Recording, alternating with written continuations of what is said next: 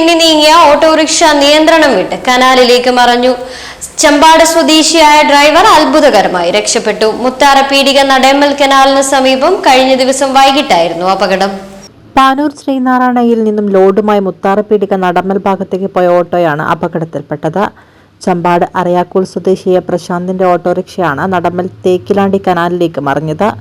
ഈ സമയം അതുവഴി വന്ന മുത്താറപ്പീടിക ഓട്ടോ സ്റ്റാൻഡിലെ ഡ്രൈവർ വിനോദൻ കനാലിലിറങ്ങി പ്രശാന്തിനെ കൈപിടിച്ചുയർത്തി.